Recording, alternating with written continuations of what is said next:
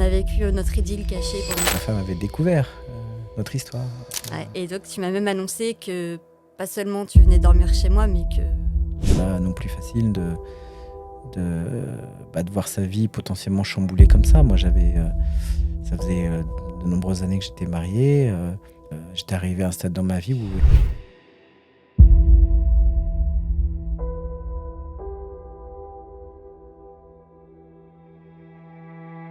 Perfetto. Et il est quelle heure? 16 heures. Ok.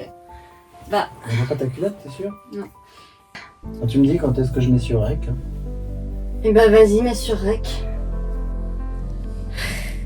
Hello les amis, bienvenue sur le 2e épisode du podcast Sans Deck, les histoires qui te font décrocher la mâchoire. Et aujourd'hui, je reçois Guillaume, qui n'est autre que mon mari. Et voilà, on est super excités de vous faire cet épisode, puisque on va vous raconter la même histoire, mais de 2 points de vue différents. C'est-à-dire notre rencontre. Comment tu vas, mon amour? Tout va bien, une première. Alors, quel est ton signe astro chinois? Astro chinois? Ouais. Dragon. Dragon? C'est pour ça qu'on aime tous les deux le rouge. Et moi, c'est chèvre. Attends, c'est quoi ton code? Tu le connais? Ah, ton dessert préféré? Tarte au citron. Et bah regarde. Tadam! Une tarte au citron comment?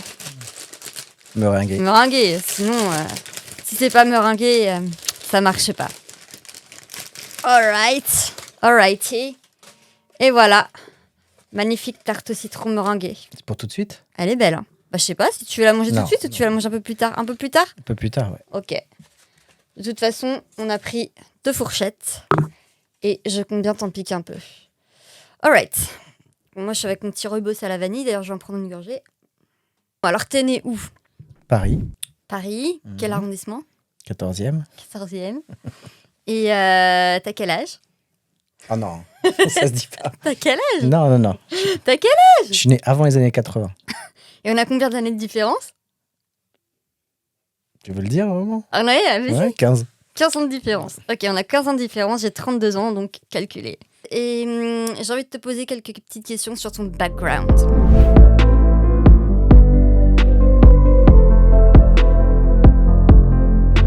Alors, avant de se rencontrer, c'était comment ta vie?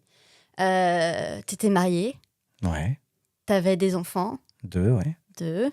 Et moi, j'étais célibataire et j'avais déjà un enfant. J'avais déjà Antoine, mon fils, qui est maintenant à 12 ans. Et est-ce que tu peux me raconter ta vie, ton boulot? Tu t'es mariée à quel âge?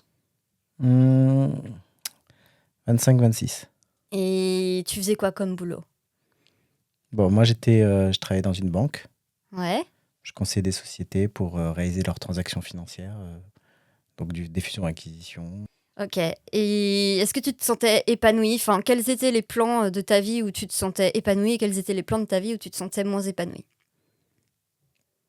Bah, c'est toujours difficile à dire parce que quand on débute dans la vie, on a l'impression que les choix qu'on a faits sont les bons, qu'on fait un métier qu'on aime, qu'on voit les gens qui sont ses amis, qu'on pense être les bons. Et donc, on est en fait pris dans cette... je sais pas, dans le fil de la vie, très vite, dès que tu as fini tes études, dès que tu quittes tes parents. Donc, c'est difficile d'avoir un jugement en fait sur le moment. C'est à fur et à mesure du temps, de tes expériences, des gens que tu rencontres, que petit à petit, peut-être que tu t'aperçois que tu aimerais faire autre chose, de fréquenter d'autres personnes, être peut-être même toi-même, parce qu'on est tous issus de notre éducation. Et à quel moment tu t'es dit que tu avais peut-être envie de faire autre chose et que tu n'étais peut-être pas forcément toi-même? Qu'est-ce qui t'a fait réaliser ça? Globalement, moi, je pense qu'on est amené à faire des choix de vie très tôt, à un moment où on est encore des bébés. Donc, est-ce qu'à 20 ans, on sait ce qu'on veut? Est-ce qu'à 20 ans, on connaît ses qualités, ses défauts? Et pourtant, c'est l'âge auquel il faut faire des choix d'études supérieures, de métiers, ce genre de choses. Ouais, mais à quel moment tu t'es dit je suis pas dans la vie qui me convient? Est-ce que tu avais des petits soubresauts où tu te disais, t'avais des petits moments de lucidité? C'est difficile à dire, c'est plus quand on voit qu'au quotidien, on n'est pas forcément heureux. Donc c'est petit à petit, il y a une... Dans quoi tu te sentais pas heureux, par exemple? Je sais pas, d'abord le travail. Ouais. Qu'est-ce qui t'emmerdait? C'est pas que ça m'emmerdait, c'est que c'est juste, je me rendais compte que c'était pas forcément là où j'étais, où mes compétences étaient le plus mises, Valoriser, valorisées, et puis surtout, non, exprimées en fait. exprimer. Et niveau amour? Niveau amour, Niveau amour, c'était comment? bah là encore, tu m'as demandé à quel âge je me suis marié, c'était peut-être un peu jeune. Là aussi, forcément, on a des coups de cœur quand on est jeune. Enfin, Et qu'est-ce qui te manquait dans ta vie avant de me rencontrer? Qu'est-ce qui te manquait dans ta vie amoureuse? bah, la tendresse au quotidien, on va dire. Ouais, ça, c'était Ah. important. Ouais. Ouais, voilà. Et donc maintenant, on va passer au step numéro 2, la Ouais. rencontre. Moi, mon background, c'est qu'à ce moment-là, quand je t'ai rencontrée, j'étais encore étudiante, j'étais étudiante à l'INALCO. Je voulais être interprète dans le milieu politique en chinois. Rien à voir avec ce que j'ai fait par la suite. Et donc, j'étais ultra motivée. Et puis, niveau amoureux, moi, c'était le désert. J'avais une sorte de portrait robot de la personne idéale que je m'étais faite. Je savais que je voulais un mec qui soit plus âgé, la quarantaine, qui ait déjà des enfants, parce que j'en voulais pas forcément à cette époque-là, et puis parce que je voulais quelqu'un qui comprenne ce que c'est d'avoir des enfants, vu que j'en ai un, et que j'en avais déjà un à l'époque. Qui soit ambitieux, qui soit tendre, qui soit doux, psychologue, mais en même temps qui soit un peu foufou, fun, etc. Et donc j'avais vraiment ce portrait robot-là. Il fallait pas non plus qu'il soit trop grand. Et Merci. voilà. Et, bah, et sinon, je fais quoi? Je fais 1m50. On hésite. Je fais entre 1m50. Je fais 1m54 et demi, je crois. Je suis pas sûr. Peut-être moins. Et toi, tu fais combien? 1m71. Voilà. Bah, faut qu'on parle de cette rencontre Ouais, et comment on vas-y. s'est rencontrés. Donc moi, j'étais dans l'Eurostar. J'allais voir une copine à Londres et on était installés l'un à côté de l'autre. Et ce qui s'est passé, c'est que j'ai renversé ma tasse de thé sur ton costume. Ouais, on sait pas si c'est volontaire ou pas. Voilà. Et non, parce que je pense que je t'aurais jamais parlé s'il n'y avait pas eu cette gaffe. En fait, j'aurais jamais osé t'adresser la parole. J'étais pas du tout comme je suis Non, mais maintenant. après, j'ai découvert que t'étais un peu. Ça peut t'arriver, ce genre Ça de. peut m'arriver Ouais, souvent, donc, ouais. Et du coup, bah, on s'est parlé et ça a connecté tout de suite. Et en fait, après avoir peu de temps parlé ensemble, on s'est rendu compte que bah, c'était comme si on se connaissait depuis toujours. Mm. Et puis ensuite, on s'est revus. T'as été très entreprenant, je trouve. Ah bon? Mais ce que j'ai bien aimé, c'est que tu m'as pas du tout caché que t'étais mariée. Tu me l'as dit tout de suite. Tu m'as rien caché de ta vie. T'as pas cherché à me baratiner, etc. Et ensuite, ça a été quoi l'étape suivante? Ouais, ensuite, on avait nos petits rendez-vous secrets où moi j'essayais de faire la femme parfaite et je te recevais en te faisant croire que je t'avais cuisiné des plats. Qu'est-ce que je t'ai fait, le premier plat que je t'ai pseudo-cuisiné? C'était quoi? Bœuf bourguignon? Ouais, avec quoi? Ouais, des champignons. Des Ouais. champignons. Ouais, j'aime pas ça. Et par la suite, j'ai appris que tu détestais ça. Ouais. Ouais. Et par contre, je t'ai fait un autre plat, c'était un risotto au vin blanc. C'était pas mal ça. C'est pas mal. Mais après, j'ai su que t'aimais pas le vin blanc Ouais, mais bon, quand c'est cuisiné, ça va. quand c'est cuisiné, mais je t'avais mis vin blanc aussi à boire. Et toi, qu'est-ce que tu as fait pour me surprendre? Ouais, c'était un. Raconte la surprise que tu m'as fait quand tu m'as emmené. Non, c'était un restaurant éphémère, ouais. Ouais. C'était sur les Champs-Élysées. Ouais. Et tu m'as dit quoi? Tu m'as dit, viens, je te fais une surprise. Ouais. Ouais, ça avait été compliqué d'avoir une table. Ouais, t'as eu une table dernière minute, tu m'as fait une surprise. Et là, c'était un restaurant magnifique avec la vue sur la place de la Concorde. Ouais, c'est ça. Avec des musiciens. Et d'ailleurs, on était tellement complices qu'ils nous ont dit qu'on allait se marier, je crois, c'est ça. Ouais. Qu'est-ce que tu m'as fait d'autre comme surprise? Oui, tu m'as livré un sapin de Noël pour Noël. Ouais. Et puis tu me faisais livrer des trucs, des petits oursons guimauves, une brioche pour le 6 janvier. En plus, là, tu savais pas, mais moi, je déteste les galettes à la frangipane. Et t'as bien fait de me livrer une brioche avec des fruits dessus. Et tu me livrais des petits trucs pour Antoine aussi, je me souviens. Ouais, enfin, bon, bref, tu m'as gâtée. Et moi aussi, je te donnais de l'affection, non? Ouais, bah, moi j'ai toujours été comme ça, oui. Avec Ouais. les gens qui comptent pour moi, j'essaie d'être généreux, ouais. Donc ça faisait partie Ça, du. t'es très généreux, ouais. T'es très généreux et tu l'étais encore plus à l'époque, surtout avec tes amis.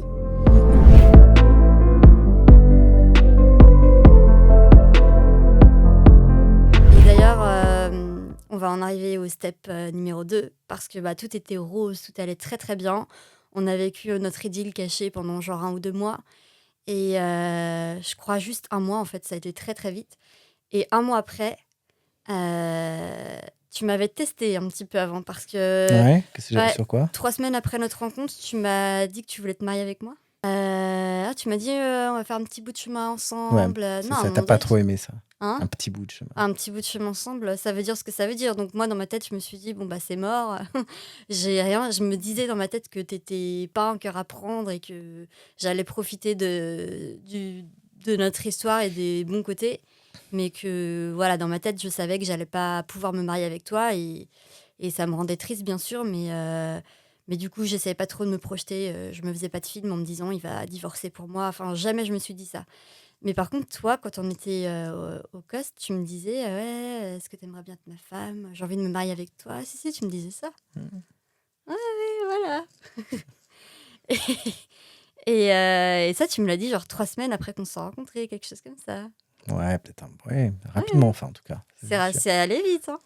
Ouais. Et donc, tu m'as un peu testé. Et puis, 1 mois après, je reçois un coup de fil. Tu m'appelles et tu me dis, qu'est-ce que tu m'annonces à ce moment-là? Est-ce que je peux venir dormir chez toi? Pourquoi? Non, parce que, bah oui, parce que ma femme avait découvert notre histoire. Donc, Ouais. ouais. Et donc, tu m'as même annoncé que pas seulement tu venais dormir chez moi, mais que tu venais t'installer chez moi, quoi. Ouais, le premier soir, ouais. Enfin ce soir-là, ouais. Et t'es arrivé avec quoi? Ouais, avec des bouteilles de champagne. Ouais. Combien? Je sais plus, 2, 3, Ah, il y en avait au moins 3, 4. 4? Ouais. Bah, c'était quand même pas, c'était pas forcément un moment facile. Ouais. Donc, ouais, donc voilà, c'était mon petit remontant de l'époque. Mais Ouais. c'était pas un bon remontant. D'ailleurs, Non. je sais pas si tu veux en reparler après, mais Ouais. On l'alcool. est tous les deux sobres, on a tous deux arrêté l'alcool avec quelques rechutes. Mais en tout cas, là, pour le moment, on est tous les deux bien sobres. Ouais. Alors, justement, comment est-ce que tu as vécu cette transition? Parce que pour toi, à la fois, c'était un moment magique et à la fois un moment épouvantable, non? Bah, de toute façon, les premières semaines ont été effectivement un mélange de bons et de mauvais moments. C'est-à-dire que c'est pas non plus facile de voir sa vie potentiellement chamboulée comme ça. Moi, ça faisait de nombreuses années que j'étais marié, pas forcément avec un couple qui allait pas bien. C'est pas, ça a pas été.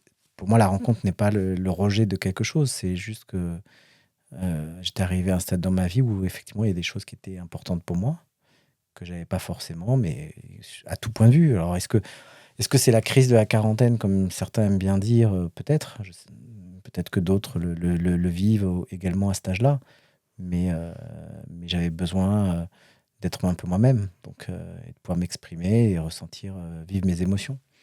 Donc on s'est rencontrés et puis ça a été un peu un choc parce que je cherchais rien en fait. Pourquoi tu rigoles? Non, c'est vrai, je cherchais rien. Donc c'est juste que. Je rigole parce que moi non plus, je cherchais rien.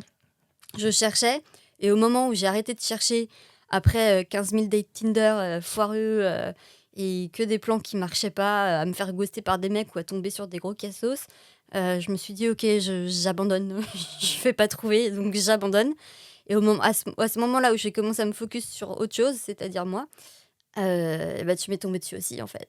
Voilà, donc Voilà. tout ça, c'était pas volontaire, mais au final, c'est pour ça que quand on n'était pas, enfin moi, j'étais pas prêt, forcément, quand on s'attend pas à ce qui nous tombe Mais t'as dessus. pris un gros risque, parce que tu sais qu'il y a quand même très très peu de mecs qui quittent leur femme ou qui assument.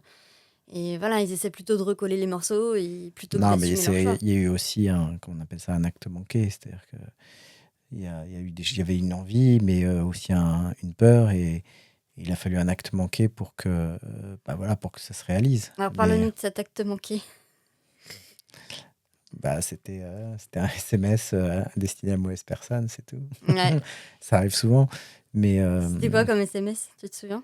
ouais, je m'en souviens. Vas-y. Mais non, mais c'est genre, on se retrouve à tel endroit et je pensais te l'envoyer à toi et je l'ai envoyé. Voilà. Et en plus, à ce moment-là, on était tous les deux à Londres. Ouais. On était retournés à Londres. Mais voilà, donc c'était dur parce que c'était effectivement des peurs. J'avais des enfants et puis un cadre de vie. Et puis je voulais pas spécialement faire du mal à des gens autour de moi. Donc et je n'avais pas anticipé les conséquences. Voilà. Ouais. Et du coup, donc après, on s'est mis ensemble. On a déménagé, on a emménagé ensemble. Et à ce moment-là, ça a été horrible pour toi. Et est-ce que tu veux nous raconter cette période où il y a eu beaucoup de vide, en fait, il y a eu ta vie a été complètement chamboulée. Et au début, ça a été un peu le chaos quand même. C'est vrai que notre rencontre, notre emménagement a eu des conséquences. Alors déjà, sur le fait que je voyais moins mes enfants. Donc ça a été Tu le voyais pas du tout au début, ça a d'ailleurs. été très dur. Ouais. C'était vraiment la chose la plus dure, je pense que pour tout le monde. Hein. Pendant combien de temps tu les as pas vus? Non, si, je les ai vus assez vite quand même après, genre 2-3 semaines. Mais Ouais, mais tu les voyais tout mais avant, seul je les et voyais dans un endroit neutre, quoi. Ouais, mais Ouais. bon, de toute façon, je passais mon temps avec eux depuis qu'ils étaient nés, donc forcément, ça fait un choc. Et puis après, c'est forcément, c'est les gens qui te côtoient, qui ont eux-mêmes peur que ça leur arrive, donc ils sont plus trop là pour toi. Et puis, T'as perdu tous tes amis. il y en a beaucoup qui ont effectivement qui se sont plus manifestés, ouais. Ouais. Mais après, bon, il y a l'entourage proche qui a peur de la situation et Tu parles de ta mère et ta sœur. exactement, et qui sans en voulant en fait me protéger ont effectivement été assez durs. Mais moi-même à l'époque, tu le sais, hein, de toute façon c'est quand même chambouler ta vie avec quelqu'un que tu connais à peine, qui est beaucoup plus jeune. Et puis bon, c'est vrai qu'il y avait au début la confiance, comme dans tous les couples, qui a besoin de s'installer. Et c'est vrai que nous, c'était pas forcément évident parce moi, je te que faisais confiance en tout cas. Mais c'est vrai que pour moi, le chaos, ça a été à ce moment-là quand j'ai découvert que tu avais aussi des défauts, dont un gros, qui était la jalousie. Et pour moi, ça a été ça le plus difficile. C'est-à-dire que tous les matins, je me réveillais comme si c'était Noël et que j'avais un cadeau à côté de moi que j'allais pouvoir ouvrir. Et ouais, vraiment, tous les matins, je me réveillais, j'étais hyper, hyper heureuse. Et en même temps d'être hyper heureuse, je te voyais toi qui allait pas bien. Je me rendais compte que voilà, le fait de divorcer, de perdre de l'argent, de pas voir tes enfants, de perdre tes amis, etc., c'était quand même très compliqué pour toi à vivre. Donc déjà, je te voyais déprimée, ça me rendait pas forcément heureuse. Et surtout, j'ai découvert que tu étais très très jaloux et ça, enfin voilà, je suis tombée de haut et donc pour moi, ça a créé un vide aussi de mon côté. Enfin, au niveau de ma féminité, ça m'a beaucoup impacté, etc. Mais ça, justement, on va en reparler.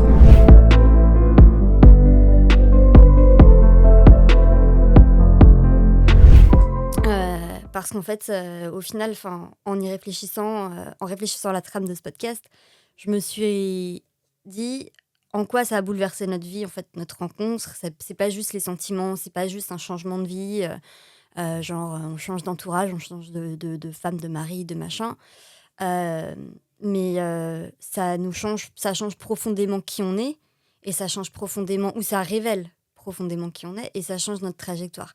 Et donc la question que j'ai à te poser, c'est quel défaut en moi a réveillé, ou quels défauts en moi ont réveillé des qualités chez toi, ou des ressources que tu ne soupçonnais pas? Des défauts? Ouais.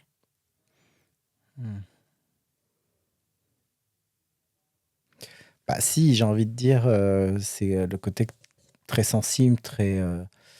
comment on pourrait dire ça À fleur de peau. Ouais, non, le fait de vivre, d'exprimer tes émotions. Parce qu'au final... Mais tu les exprimais beaucoup aussi, toi. Non, justement. Ah ouais? Non, c'est-à-dire que moi, j'avais appris à les contrôler.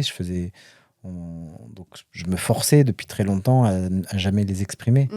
Et donc, d'une certaine façon, ça m'a impacté le fait que tu exprimes tes émotions facilement. Et donc, qu'est-ce que ça a réveillé comme ressource? Je me suis dit, en fait, moi-même, je peux exprimer mes émotions, en fait. Et plus garder ça pour moi, en fait. Enfin, du moins, dans mon éducation, on n'exprimait pas trop ses sentiments et ses émotions. C'est vrai. Et ça crée de la frustration, du stress, du ressenti. Parce que forcément, petit à petit, quand on est énervé contre quelqu'un, la colère augmente. Et puis, un jour, elle éclate. Et c'est pas bon. Il vaut mieux l'évacuer petit à petit. Et voilà. Nous, on l'évacue très bien. Je pense que les voisins s'en plaignent. Mais... Il n'y a pas de bouchon, il n'y a pas de bouche de remontée d'égout chez nous. Mais moi, ce que ça a réveillé en moi, c'est le côté justement, le fait que tu sois très jaloux. Ça m'a obligée à m'affirmer, en fait. Parce que du coup, j'avais tellement peur de te perdre au début que dès que tu étais jaloux, je faisais un petit peu ce que tu me demandais, pas mettre de décolleté, pas me lancer dans la musique, ou ce genre de choses. Et voilà, et beaucoup prendre sur moi à chaque fois et m'éteindre complètement. Et au final, il m'a fallu un peu de temps avant de me réveiller, mais un jour, j'en ai vraiment eu marre. Et je me suis dit, soit je le quitte, soit en fait, je mets le poing sur la table et je me prends en main. Et donc, c'est là que j'ai commencé à passer de effacer et un peu soumise, on va dire, à là, j'ai vraiment... Je me suis affirmée et je suis devenue une femme forte. Et là, maintenant, on me fait plus chier. Toi, le premier. Et donc, moi, c'est ça que ça m'a apporté, c'est que grâce à toi, au final, grâce à ta jalousie, ça m'a réveillée, ça a réveillé la femme forte que je suis. Et puis après, dans nos carrières respectives, ça nous a beaucoup aidé. Enfin, ça nous a porté et sur le point de vue perso et sur le point de vue pro. Puisque, point de vue pro, moi, je me suis lancée en première, du coup, dans la musique. Au début, tu voulais pas. Et puis finalement, je t'ai dit, c'est soit je me lance, soit je te quitte, en fait. Donc, tu m'as dit, reste, fais de la musique. Et est-ce que tu veux nous raconter, d'ailleurs, en fait, à partir du moment où j'ai imposé mon choix, tu m'as poussée, en fait. Et t'es devenu mon moteur. Enfin, tu m'as poussée. En fait, oui, il y avait certains aspects qui pouvaient faire peur. Mais la jalousie, c'est toujours une expression. C'est aussi l'expression d'une confiance qu'on a ou pas en soi, déjà, premièrement. Donc, est-ce que tu as eu plus de confiance en toi maintenant qu'on s'est rencontrés? Ouais, mais on pourra en parler après. Ça t'a apporté plus de confiance en toi? Ouais, bien sûr. Ouais. Mais on pourra en parler après. Mais sinon, la jalousie, c'est un peu ça, déjà, au départ. Ouais. Et puis après, on avait effectivement un terrain propice, c'est-à-dire plus jeune. Voilà, donc il y avait une situation assez particulière. Après, pour la musique, c'était plus que... En fait, j'ai découvert que tu avais des talents qui étaient au-delà des talents de chanteuse, en fait, qui étaient... Et pour lesquels, en fait, moi, j'attachais énormément d'importance. La composition, je pense que tu es assez doué, l'écriture de texte aussi. Donc c'est quand j'ai découvert ça que j'ai été moteur à ce moment-là.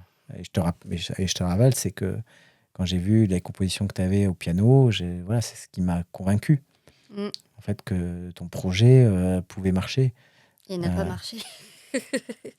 Ça, c'est un projet qui est très, très dur. Mais au début, il faut dire que tu ne voulais pas faire de la musique. Tu voulais être chanteuse. Ouais, je voulais juste être une star, en fait. Je voulais en plus qu'on m'écrive des chansons et qu'on me compose des chansons. Et je voulais juste chanter. Voilà, et donc, c'est vrai que, non, mais je le reconnais, à l'époque, j'avais aussi une éducation où c'était le sens du travail, etc. Et c'est vrai que l'image que tu renvoyais à l'époque, c'était je veux être chanteuse. Ouais. Et en fait, j'ai découvert ensuite que tu savais composer. On a acheté le matériel pour que tu écrives les chansons. Tu t'es lancé dans la MAO, qui était Ouais. extrêmement Dans la compliqué. production assistée par ordinateur. Je comprenais rien du tout d'ailleurs, avec tous les logiciels. Mais tu m'as tout installé. Si tu m'avais pas installé tout le côté technique, j'aurais pas pu. Après, je me suis démerdée, mais j'aurais pas pu sinon. Ouais, et puis tu as composé ta première chanson, Ouais. qui a été primée, Ouais, j'ai eu un petit prix. qui n'était pas dans Et ton je le sais pas, style. et j'aurais jamais dû l'enlever des réseaux d'ailleurs. Je l'ai enlevé de Spotify. Ah, elle Je est suis bien, déçue. mais bon, Elle c'était était pas ton mignonne. style. C'était Oui, pas- mais je regrette de l'avoir enlevé aujourd'hui. Bah, tu peux la remettre. Ouais, je peux la remettre. Mais en tout cas, j'ai écrit une chanson sur notre rencontre, premier rendez-vous. J'ai écrit une chanson sur une autre chanson sur notre rencontre 25 décembre. Ouais. Allez checker. Et enfin ouais. Donc ça, c'est vrai que tu m'as donné le côté organisé, carré, travail, step by step.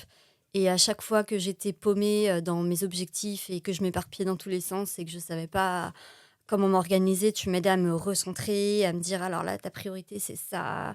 Et donc après, au final, j'ai fini par le faire toute seule et maintenant, je suis très bien capable de le faire toute seule. Mais ça m'arrive parfois de te demander conseil.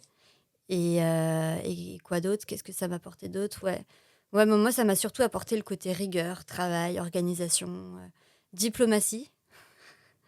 Ouais. Qu'au début, j'étais pas du tout diplomate Bah, dans mon ouais, entourage professionnel et j'étais très cash. Et tu m'as appris à être diplomate, ouais, dans le business. Ouais, à être plus souple, quoi. Non, mais globalement, je pense que de toute façon, un couple, ça fait aussi partie des choses que j'ai appris après. C'est-à-dire que c'était pas quelque chose qui me manquait à l'époque, mais c'était de pouvoir se soutenir, Ouais. se donner confiance, parce que on est tous confrontés justement à se dire est-ce qu'on est bon pour faire ça ou ça ou ça. Et parfois, les choix de carrière, ça a un impact aussi sur sa vie perso, sur sa façon de vivre.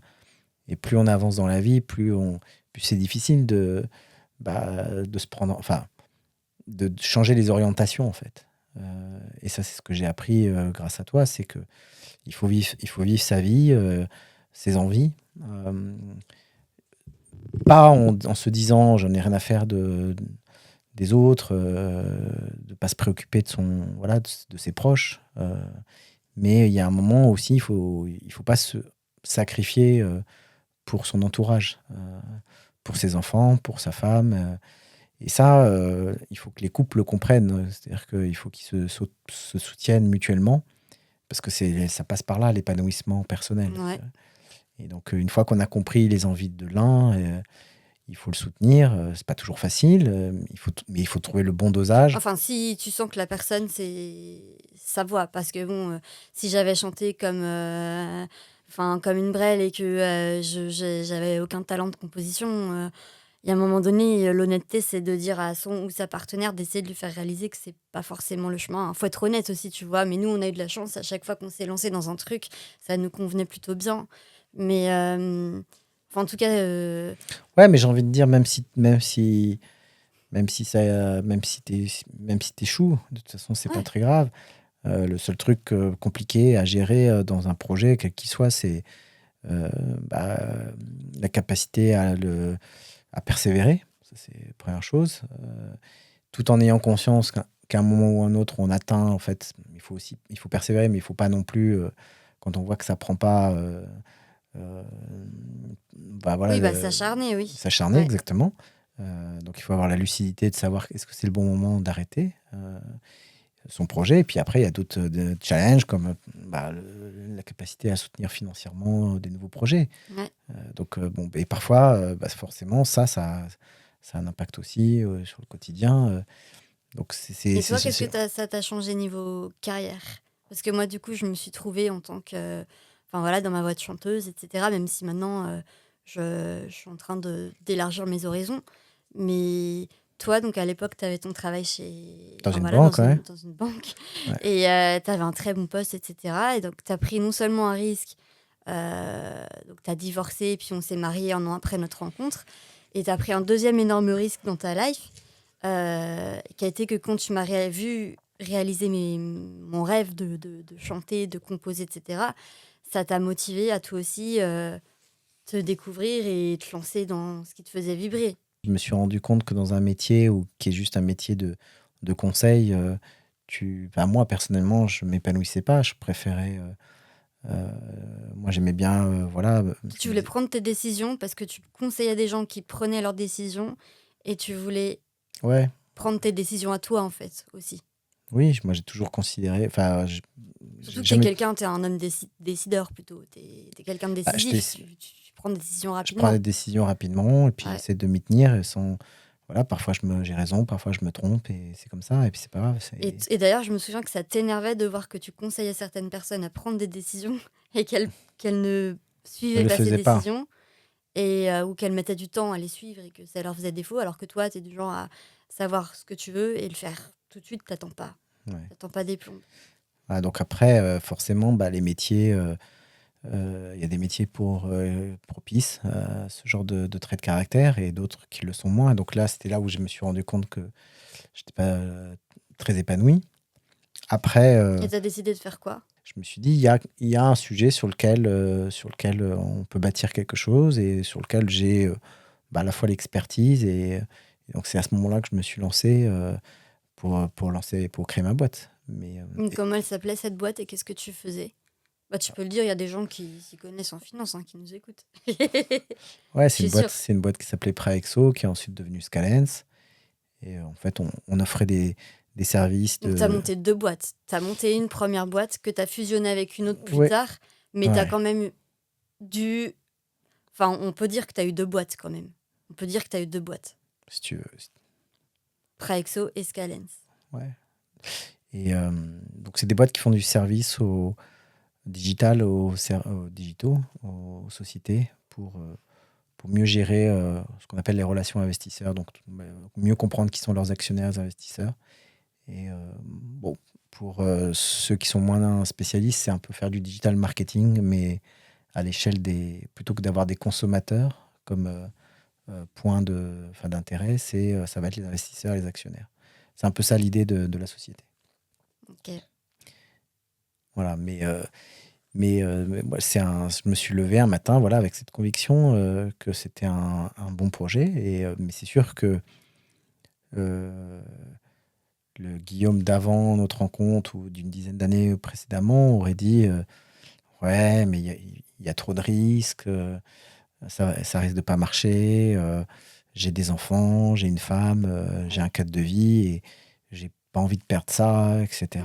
Donc j'aurais peut-être commencé à regarder parce que je suis quelqu'un de curieux, j'aime bien les challenges, etc. Mais je suis pas certain que j'aurais eu la persévérance de continuer et d'aller jusqu'au bout et puis un jour de me dire il faut le faire, d'aller voir en interne chez moi, enfin là où je bossais, est-ce qu'ils sont capables de m'accompagner et Ouais. puis de me laisser partir pour faire ça. Je pense qu'à un moment, j'aurais abandonné sur le long du chemin. Mais Puis tu as quand même réussi à partir de là où tu étais, tout en demandant à tes boss d'investir ouais. là où tu allais. C'est aussi avec le divorce, avec le fait de se retrouver À poil. quasiment. Ouais, c'est ça. Tu Ouais. t'es dit, j'ai plus rien à perdre. Oui, mais bon, il y a plein d'histoires de vie qui sont comme ça. C'est-à-dire que quand tu as le dos au Ouais. mur, alors, je pense que il faut que beaucoup de gens se disent, en fait, c'est assez inspirant parce que quand on est au fond du trou ou quand on est dos au mur, on a l'impression qu'on n'aura aucun moyen de rebondir.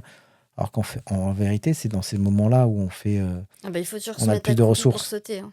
Ouais. Ouais, mais ça, les gens l'oublient en fait. Et donc, il y a une forme les gens pensent qu'il y a une spirale difficile, mais bon, après, il faut reconnaître que l'écosystème en France n'est pas toujours favorable à la création d'entreprises, bien que. Oui, c'est sûr. Donc, c'est vrai que c'est pas facile d'avoir le soutien des banques quand on n'a pas d'argent. Donc ça, je peux comprendre que c'est facile à dire et moins facile à vivre pour beaucoup de personnes. Ouais.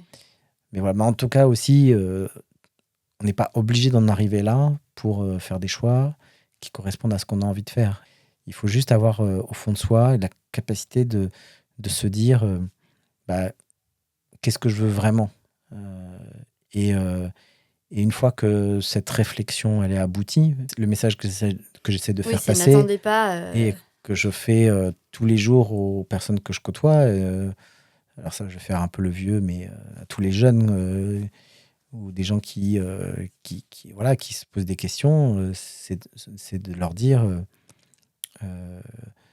quand vous êtes certain de ce pourquoi vous êtes fait, ce dont vous avez envie, il faut pas hésiter. Ouais. Et puis au final, ils vont peut-être se planter, très bien, mais c'est jamais, c'est jamais aussi pire que ce à quoi on s'attend. Parce que en fait, quand on a des capacités, on a des ressources pour rebondir, faire les choses différemment. Et il faut jamais. Ok, on envisage parfois le pire, mais le pire, il se réalise rarement en fait. Ouais. Donc voilà, il faut avoir une confiance dans sa capacité à exécuter ce dont on a vraiment envie. Et moi, je considère qu'une fois que tu sais, même si tu gagnes moins bien ta vie, que tu vois moins des amis ou ce genre de personnes, quand tu fais ce que tu as vraiment envie de faire, tu es en fait 1000 fois plus heureux, quoi. C'est tout.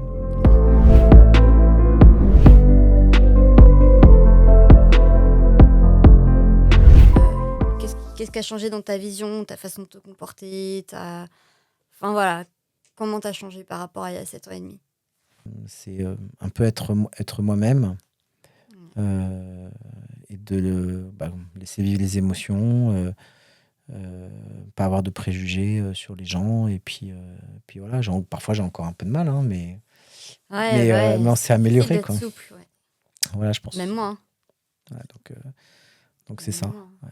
C'est difficile d'enlever des a priori ou des premiers ressentis quand tu vois quelqu'un. Ouais. Bon, et c'est la fin de cet épisode. On va pouvoir manger la tarte au citron. Je te voyais la regarder. Parce que je me suis dit, elle commence à fondre en fait. Ah bon? Ouais. Non, ça fond pas une tarte au citron. Si. Parce que comme c'est une sorte de chantilly là, et qu'il fait chaud quand même, parce que je suis en robe et j'ai chaud, tu vois, c'est tout mou. Ouais, c'est normal. C'est normal? Ouais. Ok. Ah non, mais c'est pas une meringue, c'est une meringue italienne. Ah, tu manges que ça? Non, c'est pour toi. Ah. Pas mal. Elle est bien? Ouais, pas mal. Ok.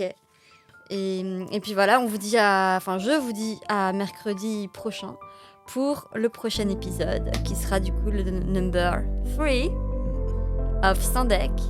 Et voilà les amis, n'oubliez jamais de rester vous-même et de continuer à déconner quelles que soient vos putains de galères parce qu'on en a tous. Voilà, ciao! Merci.